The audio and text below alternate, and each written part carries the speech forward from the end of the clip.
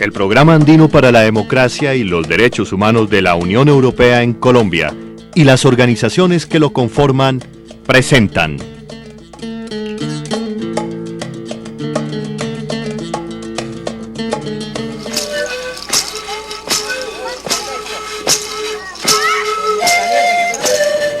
y me encuentro con Luis Ebelis Andrade Casamá, es el líder, el presidente de la Organización Nacional Indígena de Colombia, la UNIC. Es un indígena en Vera. Y yo le quiero preguntar, Luis Ebelis, ¿cómo ve hoy la situación de los pueblos indígenas en Colombia? Está la situación de los Wayuu, la situación de los Cancuamos. ¿Cómo están ustedes percibiendo esa situación? El panorama de los pueblos indígenas en Colombia es crítico. Si hablamos de derechos humanos, si hablamos en términos de reconocimiento y de reconocimiento de los derechos colectivos. La situación de los Cancuamos, la situación de los Wayuu, la situación de los Wiwa, la situación de otros pueblos que se han podido visibilizar, es el reflejo de lo que está pasando en Colombia con los pueblos indígenas. Tenemos desapariciones en distintos lugares del país, tenemos reportado muchos asesinatos de dirigentes y de miembros de comunidades indígenas por parte de los grupos armados ilegales, pero también por parte de la fuerza pública, violaciones a los derechos humanos y al derecho internacional humanitario por la fuerza pública, y sobre todo más ahora cuando se está hablando de la política de seguridad democrática. En Colombia hay 84 pueblos indígenas reconocidos y hay 6 comunidades en vías de serlo por el Estado. Según la Organización Nacional Indígena de Colombia, hay 1 millón de indígenas en todo el país. Pueblos indígenas que como nunca antes están en la mira de los grupos armados. El 18 de abril, allá en La Guajira Arriba, en Vallaportete, las víctimas fueron indígenas Wayuu pertenecientes al clan Epinayú. Hasta allí llegaron los paramilitares del Bloque Norte para asesinar a 12 indígenas. Llegan 100 hombres vestidos con uniformes y bajan por la parte arriba de la comunidad de Portete. Llegan a la casa de la señora Margot Epinayú y la toman de las manos delante de su mamá y de sus 2 hijas, que son unas niñas especiales. La mayoría de la gente, cuando vio que esos señores uniformados estaban llevando a las mujeres, los niños corrieron a avisarle a sus demás familiares alrededor de la comunidad.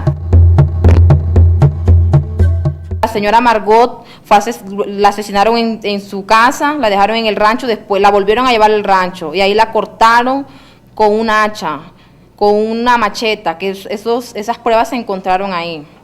Y a la señora Rosa Fince se la llevaron a un lugar como a 1 hora de ahí de la comunidad, la dejaron encima de una montaña, también parece ser de que le colocaron una bomba en su cabeza y eso estalló. Las amarraron en la parte de los pies, de las manos, y pues eso fue la parte de los cuerpos que se pudieron rescatar, pero los señores se dedicaron a cortar las cabezas. Y de las otras personas no sabemos nada.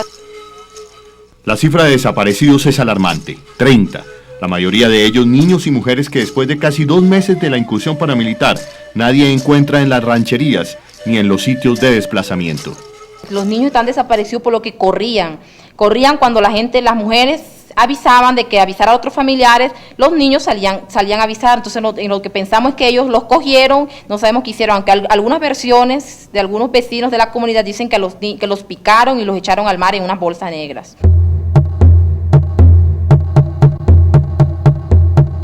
Es cierto que en este momento hay 20 niños desaparecidos de la incursión paramilitar del 18 de abril de este año. Nosotros hemos desarrollado una comisión de verificación a la zona integrada por la Defensoría, la ACNUR, algunas ONGs y otras instituciones del carácter regional y local.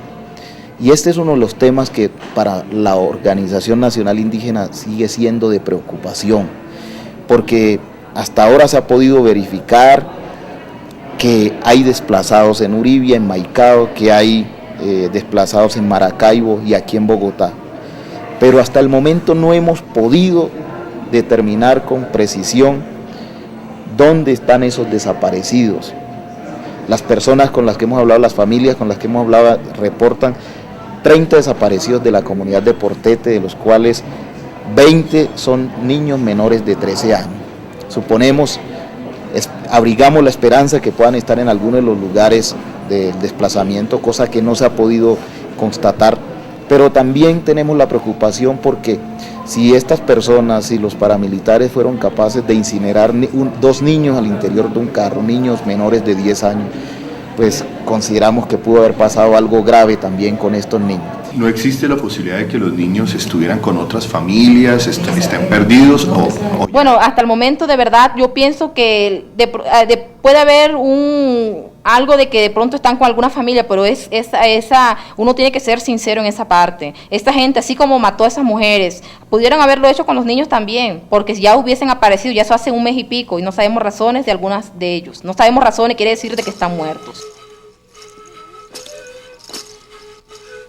Con la siembra del terror en la Alta Guajira, los paramilitares lograron algo que ni las sequías ni las enfermedades habían logrado con el pueblo wayú, es decir, su desplazamiento.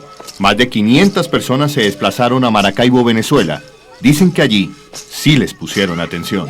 Nunca en la historia del departamento de La Guajira se ha visto un desplazamiento tan grande como ha sucedido hasta actualmente y que todavía el gobierno dice de que es un conflicto. Entonces, ¿qué pasa con los desplazados que se encuentran en Maicao? ¿Qué pasa con los que están en Uribia? ¿Qué pasa con los que están en la ciudad de Manaure, en el mismo Riohacha, que es la capital? Hay cantidades de desplazados ahí. Entonces, ¿por qué dicen que es un conflicto? Entonces, ¿qué significa eso? ¿Por qué si se produce la masacre el 18 de abril, por qué se viene a conocer hasta ahora, prácticamente hasta el mes de junio? Bueno, se viene a conocer hasta el mes de junio, de verdad fue porque se lo debemos al gobierno de Chávez, que fue el gobierno que de verdad cuando llegamos allá los medios de comunicación del gobierno venezolano nos ayudaron a nuestras familias que llegaron ahí pidiendo ayuda, y por eso el gobierno ahora nacional, porque esto ya está a nivel internacional, porque de verdad que nosotros, esto no es ni un conflicto interno, porque si hubiera sido un conflicto interno no tuviésemos desplazado en Maracaibo, eso no tuviera conocimiento a nivel internacional como ya está, y por eso es que ahora los medios de acá y el mismo gobierno pues le ha tomado como un poco de interés, no mucho, porque me parece que no es mucho el interés que le tiene. La masacre paramilitar en La Guajira nuevamente puso en entredicho el cese de hostilidades de los grupos paramilitares. Por eso desde ya los wayú piden lanzar la primera pregunta en dicha mesa de negociación. Solicitamos al gobierno nacional, que cuando esté en la mesa de negociación con los señores paramilitares y con el señor que se encuentra con el bloque ese que llevó a los paramilitares a la Alta Guajira, que por favor, de corazón se lo pedimos, que aunque yo sé que ellos no sienten dolor, no sienten nada, pero que por favor nos digan dónde están las personas que se encuentran, los niños y las personas mujeres, porque más que todo son niños y mujeres. Ahí no hay personas, hombres ni nada, sino niños y mujeres, que nos digan dónde están. Que por qué uno dice que el gobierno tiene la culpa. ¿Sabes el por qué? Le voy a decir, ¿cómo es posible? Que si uno llama para acá, uno llama a Uribia, uno llama a Riohacha, no nos van a prestar atención, que no prestan ni ayuda a la comunidad de nosotros. ¿Qué es lo que uno dice? Que en verdad ellos tienen culpa. No se presentaron desde el domingo 18, el lunes, ni martes, hasta el miércoles cuando se recogieron los cadáveres. Es para desplazar nosotros 4 días sin entrar ni un cuerpo ni del ejército, ni la policía, ni nada. Bueno, ¿qué es lo que querían? Eso. Quieren la tierra de nosotros y más nada. Y más que todo los gobiernos tienen que saber eso.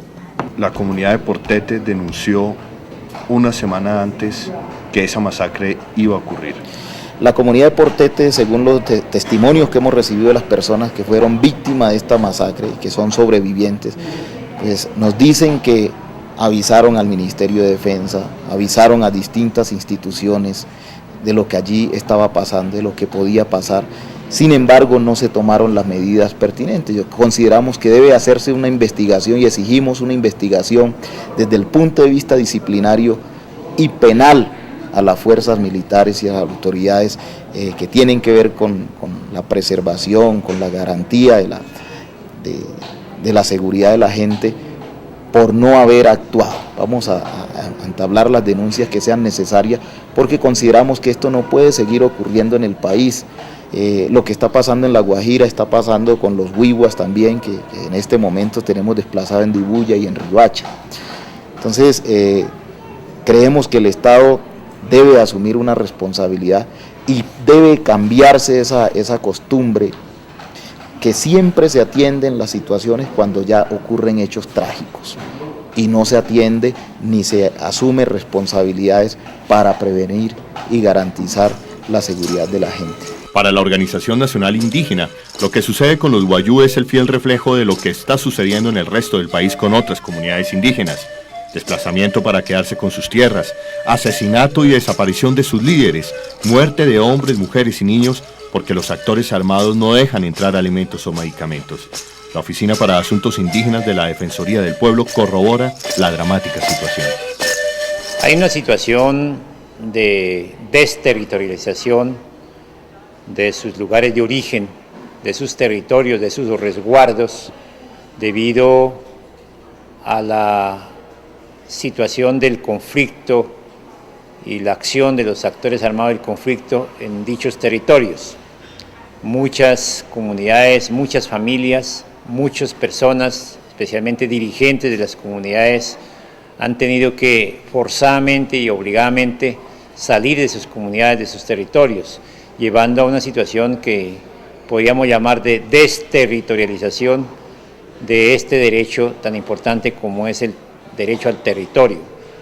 Hay una situación de hacinamiento de muchas comunidades porque los actores armados no dejan la libre locomoción y esto lleva también a afectar el derecho a la seguridad alimentaria porque hay restricciones indebidos e ilegales que hacen los actores armados en los territorios indígenas correspondientes. Igualmente se presentan hechos de masacres, de asesinatos selectivos de muchos dirigentes y esto lleva a una desestabilización, a un debilitamiento de la autonomía porque los líderes, los dirigentes indígenas, hombres o mujeres en sus comunidades juegan papel importante porque son quienes guían, quienes orientan el camino o el destino de dichas comunidades. Hay una situación de presión continua, de amenazas continuas que está afectando seriamente los derechos fundamentales de los indígenas. Por eso es que afirmo que la situación de los pueblos indígenas en este momento, desafortunadamente, es una situación crítica. Es paradójica la situación cuando es Colombia uno de los países líderes en el mundo en legislación indígena. Nuestras leyes les reconocen el derecho a la autonomía, al territorio. Sin embargo, todo queda en el papel. Guerrilleros, paramilitares y ejército no respetan territorios ni las leyes indígenas y el principal de los derechos les es vulnerado, el derecho a la vida. El rosario de denuncias continúa. En la Sierra Nevada hacen presencia todos los grupos armados, empezando por la guerrilla, que es histórico, y también por los paramilitares que están cada vez intentando entrar más a la zona, es decir, están ubicados en las partes bajas y eso hace que en el futuro no tengamos sino militarización por parte del Estado. Entonces pensamos que los actores armados que tienen que ver con el conflicto han llegado ya a zonas sagradas para nosotros y pensamos que es el deterioro de la cultura, la confrontación armada que pudiera hacerse dentro del territorio. ¿A qué comunidad pertenece usted? A la etnia Wiwa. ¿Cuáles son los problemas o cuáles son las denuncias que ustedes están haciendo en este momento? Bueno, en este momento las denuncias que nosotros estamos exponiendo es sobre la violación de nuestro sitio sagrado por parte de las fuerzas militares en las distintas comunidades que tienen que ver con Cesar y Guajira. Concretamente, ¿cuáles son las violaciones? Bueno, que profanan tumbas, hay ametrallamiento y bombardeo indiscriminado, los retenes a diario por las fuerzas militares que no dejan subir alimentos a la tierra, el libre transitar del ejército también eso ha permitido de que no se pueda concentrar nuestros mayores en los diferentes sitios para nosotros hacer nuestros pagamentos y rendirle cuenta a la Madre Tierra, ¿no? El año pasado, 2003, se asesinaron 55 cancuamos, la mayor parte, se podría decir el 90%, a mano de los paramilitares cuando estaban precisamente en todo el proceso de discusión sobre una posible negociación, cuando se había hablado de cese de hostilidades. Encontramos que en regiones como Caldas, por ejemplo, se ha asesinado a dirigentes, candidatos a la alcaldía, cuando han tenido medidas cautelares. En el Tolima ha ocurrido eso.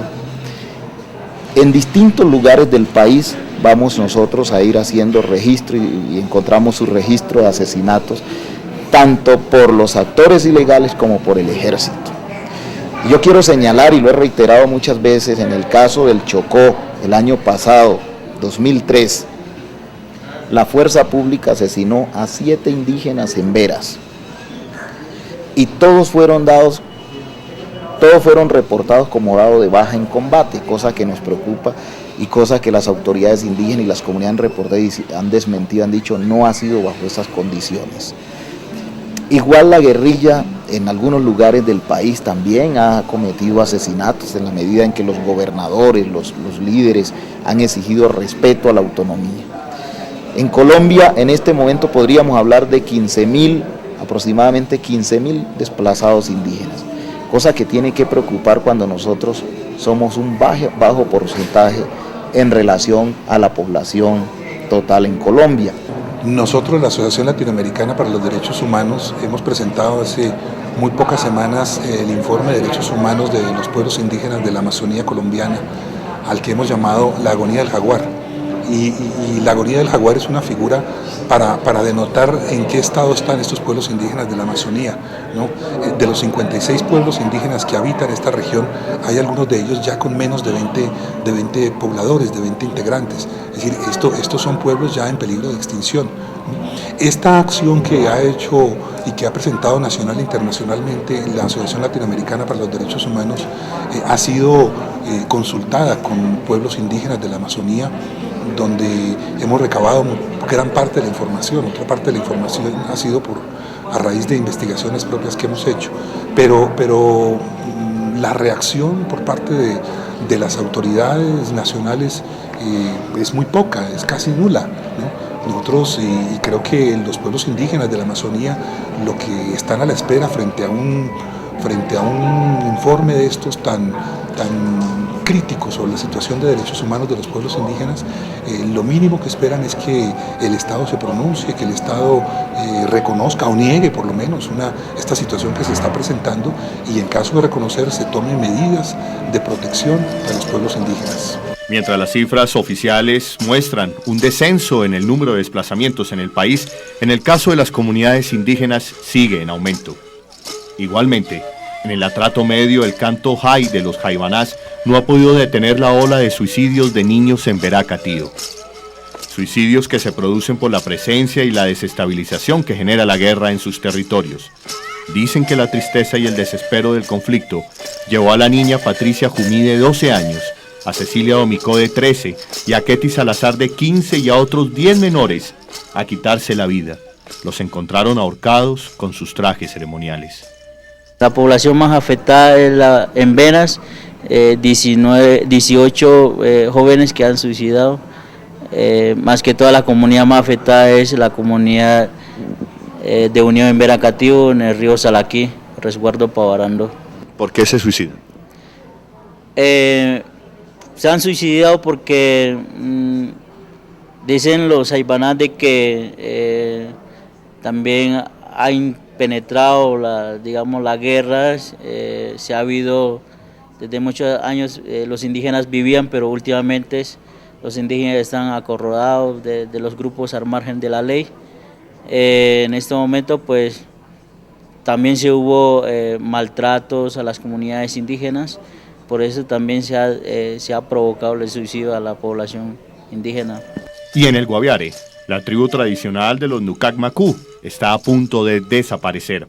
En 1991 habían 1.200 NUCAC, hoy, en el 2002, hay menos de 400.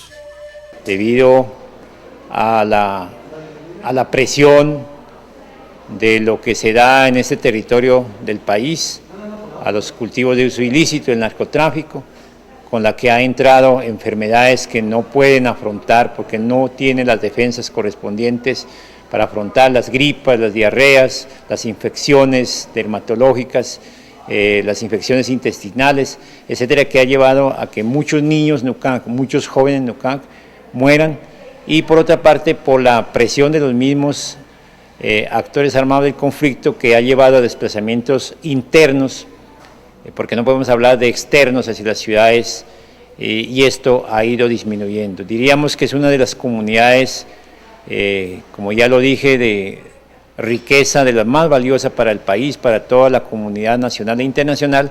Sin embargo, es una comunidad que está en vías de extinción. Y frente a esta situación, podemos decir que es una responsabilidad de Estado. Hay una responsabilidad de Estado y de la sociedad colombiana. Los NUCAC están al borde de la extinción, en pleno siglo XXI, ante la mirada del Estado y de la sociedad colombiana, que parece no darse cuenta de la grave crisis de los pueblos indígenas. Y es entonces cuando uno se pregunta si la situación de este millón de colombianos queda reflejada en las encuestas, que hablan de un país que mejora, especialmente en el tema de la seguridad democrática. Luis Ebelis, se habla de que la seguridad democrática evidentemente mejoró la seguridad, por ejemplo, en las ciudades, se puede uno trasladar de una capital a otra, se redujo el número de secuestros. ¿La seguridad democrática ha llegado a los pueblos indígenas? Ha llegado, pero con impactos contrarios a lo que se plantea ha ocurrido en las ciudades, porque hoy tenemos que decir que hay más indígenas desplazados. Ahí tenemos el caso de los Guayú, tenemos el caso de los Wiwa, tenemos el caso de algunos Cancuamos, tenemos el caso de los Emberas en el Chocó, tenemos el caso de algunos indígenas que no están registrados en el sur de Nariño y en la costa caucana, y así en distintos lugares del país. De otra parte, la política de seguridad democrática ha conllevado a que haya un mayor confinamiento de pueblos indígenas en el país. No pueden salir de sus territorios porque los pone en mayor riesgo por parte de los grupos ilegales, porque se piensan que son informantes de uno u otro. La política de seguridad para nosotros ha significado es lo contrario a lo que ha significado para la parte urbana. Para nosotros ha significado desplazamiento, confinamiento, asesinato, persecución, estigmatización de nuestros líderes. Eso por parte, digamos, del Estado, pero ahora hablemos de lo que otros actores armados, paramilitares, ELN y FARC, están compitiendo en contra de las comunidades indígenas. Sí, mire, hay un problema, y es que el conflicto se ha ido polarizando, y los distintos actores, tanto la fuerza pública, el Estado colombiano, la guerrilla y los paramilitares, no conciben que un pueblo o que un ciudadano tome una opción política de no hacer parte de ninguno de los grupos. Los pueblos indígenas han planteado que se les reconozca y se les respete su autonomía, y en uso de su autonomía han planteado no hacer parte de ninguno de los grupos armados, como pueblos indígenas, como organizaciones, como comunidad, distinto a que una o dos personas se vinculen. Sin embargo, lo que plantean tanto el sector, la fuerza pública, como los actores armados ilegales, que los indígenas nos tenemos que definir. Y está claro, los indígenas están definidos, le están diciendo no a la guerra. Creemos en la solución negociada, creemos que los problemas y los conflictos en Colombia se pueden resolver por otra vía. Y eso nos está llevando a que no solamente seamos víctimas de los actores ilegales, sino también víctimas, en muchos casos, de la misma fuerza pública, el ser autónomos. En ese sentido, los pueblos indígenas estamos contra la espada y la pared, porque todos los tres actores nos ven como sus enemigos, en la medida en que no queremos vincularnos o aceptar o identificarnos con sus propuestas y con sus métodos de guerra.